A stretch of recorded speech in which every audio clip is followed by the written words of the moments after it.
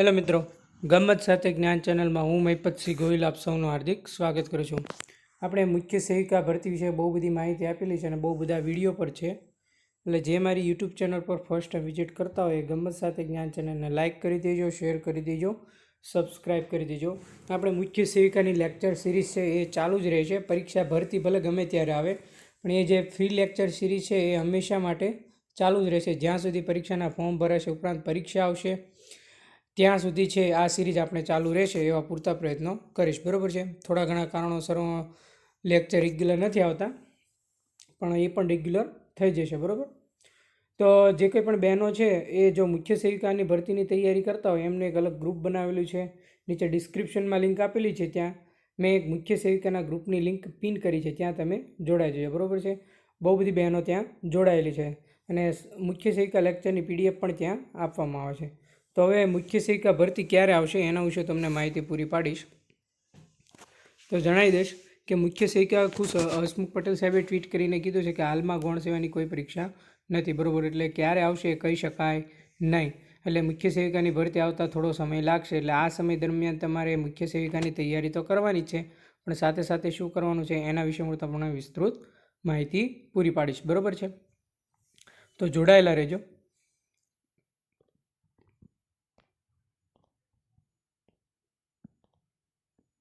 તો સૌ પ્રથમ તો જે પણ બહેનો મુખ્ય સેવિકાની તૈયારી કરે છે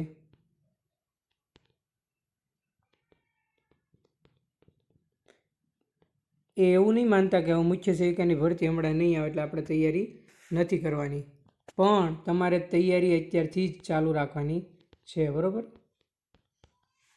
માનો કે તમે 6 કલાક રીડિંગ કરો છો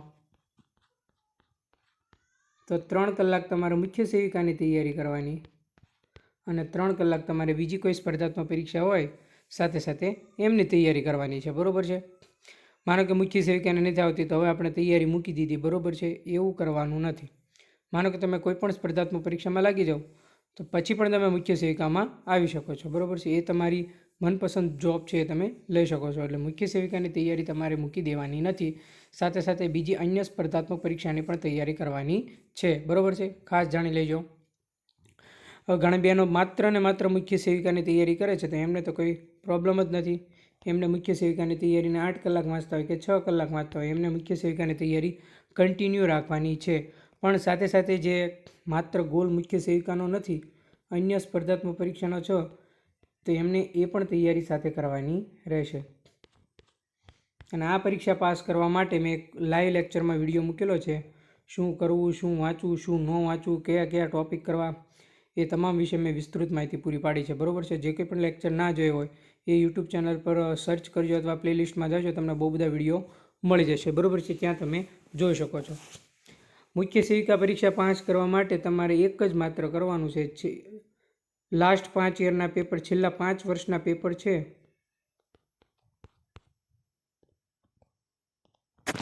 મેં કીધું એમ મુખ્ય સેવિકા પાસ કરવા જો તમારે સફળ મંત્ર જોતો હોય ને તો છેલ્લા 5 વર્ષના પેપર છે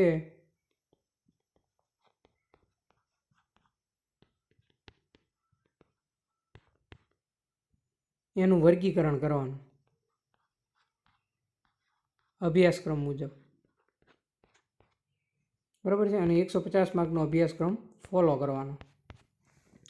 એનું વર્ગીકરણ થઈ જાય પછી તમારે એ પ્રમાણે તૈયારી કરવાની છે. બરાબર છે. કે કયા ટૉપિકમાંથી ક્યાં પૂછાણું, કે કેવું પૂછાણું, આવું પૂછાય છે. છેલ્લા 5 વર્ષમાં આ ટૉપિક તો પૂછાણો જ નથી, એ નહીં કરવાનો.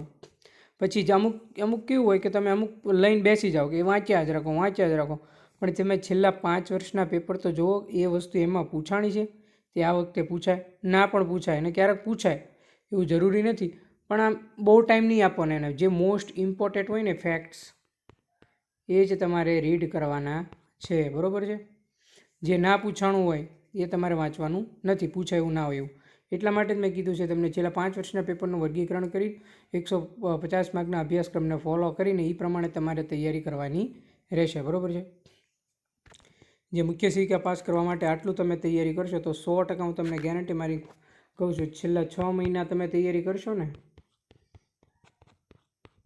તો પણ તમે પાસ થઈ જશો. બરાબર છે. આ મારો ખુદનો અનુભવ છે. બરાબર છે. મેં પોતે પણ ખૂબ ગવર્મેન્ટ બધી એક્ઝામ ક્લિયર કરેલી છે, બરાબર છે, ટેટની, બરાબર છે, કોન્સ્ટેબલની કરેલી છે, પીએસસીની મેઇન્સ પણ આપેલી છે, હાઈકોર્ટ આસિસ્ટન્ટ ક્લાર્કની આપેલી છે. તો આ બધી વસ્તુમાં મેં અભ્યાસક્રમને ફોલો કરીને લાસ્ટ પેપર યર્સના વર્ગીકરણ કરીને ઉપરાંત છેલ્લા મોડેલ પેપર તમારે જોઈ લેવાના. બસ આટલું કરો એટલે ઇનફ છે, બરાબર. ખાસ તો તમારે અભ્યાસક્રમ પૂરો થાય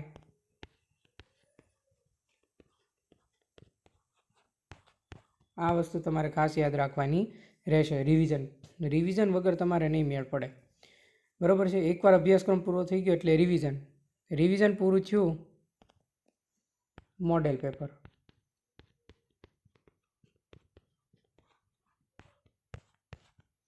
મોડેલ પેપર પૂરું થયું, કોઈ પણ પરીક્ષા હોય, છેલ્લા 5 વર્ષના પેપર.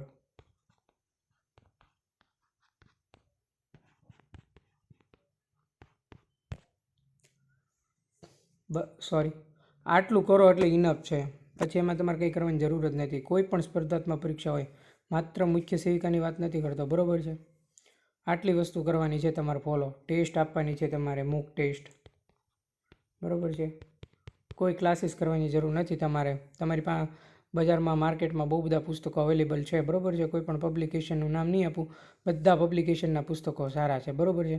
અને કયા પુસ્તકો વાંચવા એને મેં એક વિડીયો પણ બનાવેલો છે મુખ્ય સેવિકાનો, બરાબર, એ પણ તમે જોઈ લેજો, બરાબર. આટલી વસ્તુ છે એ તમારે તૈયાર કરવાની રહેશે.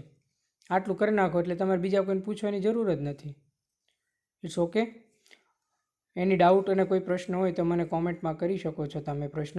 હું 24 કલાક તમને જવાબ આપવા માટે બંધાયેલો છું. જ્યારે તમારી જવાબ નહીં આપું તો હું જ્યારે ફ્રી થઈશ ત્યારે પણ જવાબ આપીશ તમને, બરાબર છે. એ મારી ફરજ છે, નૈતિક ફરજ છે. તો મિત્રો, કેવો લાગ્યો લેક્ચર? જો સારો લાગ્યો તો લાઇક કરજો, શેર કરજો, કોમેન્ટ કરજો, બરાબર છે.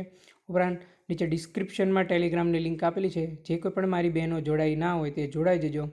જેને અમે ખૂબ જ તૈયારી કરવાની ક્ષમતા છે, ભણવાની ધગશ છે, એ જ લોકો ગ્રુપમાં જોડાજો. કેમ કે મારે એવા જ વિદ્યાર્થીઓને તૈયાર કરવા છે જેમને ખરેખર નોકરીની જરૂર છે, બરાબર છે. જ્યારે મુખ્ય સેવિકાની પરીક્ષા આવે અને 1 થી 10 નંબરમાં આપણા ગ્રુપમાંથી બહેનો હોય, એ મારી ખૂબ ઈચ્છા છે, બરાબર છે. એટલે એને તમે ખાસ ફોલો કરજો, બરાબર છે. તો મિત્રો, કેવો લાગ્યો લેક્ચર? જો સારો લાગ્યો તો કોમેન્ટ અવશ્ય કરજો. અને તમારા મિત્રો સુધી જે કંઈ પણ બહેનો બીજી નથી જોડાઈ અને જેમને આ સિરીઝનો લાભ લેવા પણ માગે છે, ત્યાં સુધી લિંક ફોરવર્ડ કરજો જેથી તેમને લાભ મળી શકે. થેન્ક યુ મિત્રો, આભાર.